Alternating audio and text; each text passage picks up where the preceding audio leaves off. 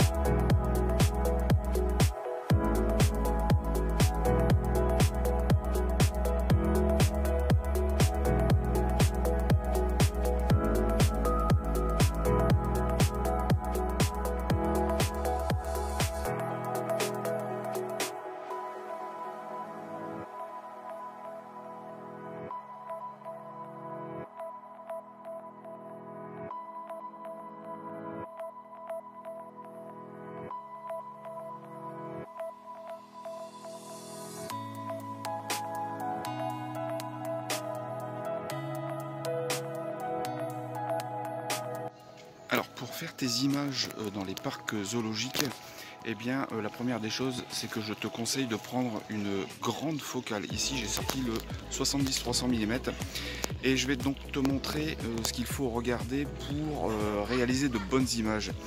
Tu vas pouvoir te servir d'énormément de choses, je te montre ça tout de suite.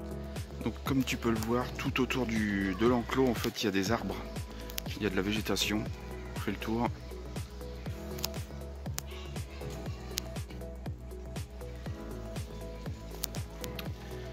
Et donc tu vas pouvoir utiliser directement en fait le feuillage. Alors c'est ce que j'ai fait tout à l'heure ce matin quand je suis arrivé. Tu vois le feuillage, en fait tu vas pouvoir te positionner pour essayer d'obtenir des choses intéressantes avec les animaux. Et ça tu vas le faire à chaque fois que tu vas te diriger sur un enclos. Tu vas toujours avoir la possibilité d'avoir quelque chose à mettre en avant-plan pour essayer de masquer le maximum de clôture ou de piquets ou genre de choses qui peuvent se trouver dedans.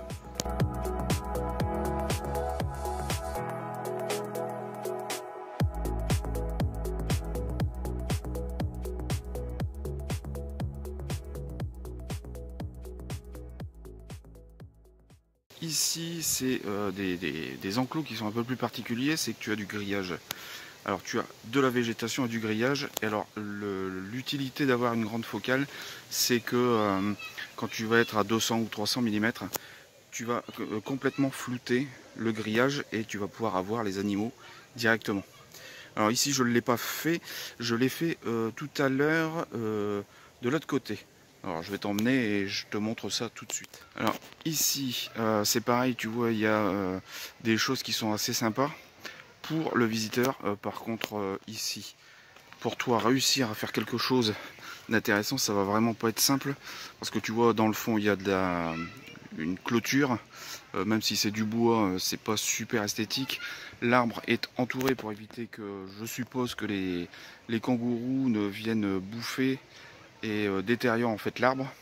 Alors tu vois il y a toujours des branches, tu vois tu peux toujours essayer de faire en sorte pour cacher plus ou moins les choses qui sont inesthétiques et de réussir à faire de bonnes images.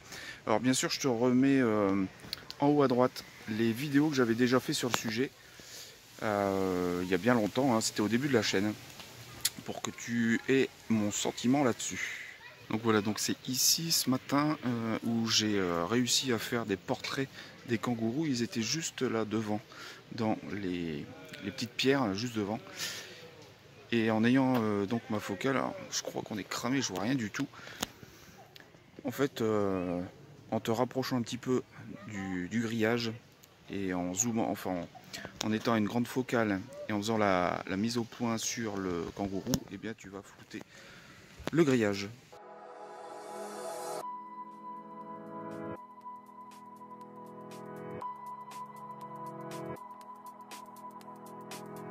Alors, lorsque tu te retrouves en fait sur des enclos avec des vitres, c'est un petit peu cramé derrière, je bouge.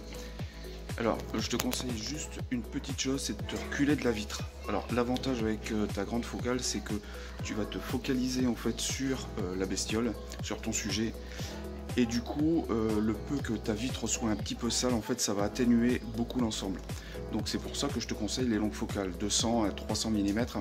Eh bien, tu en as largement assez pour faire des images dans les parcs zoologiques. Et tu vas vraiment pouvoir réaliser de très belles images.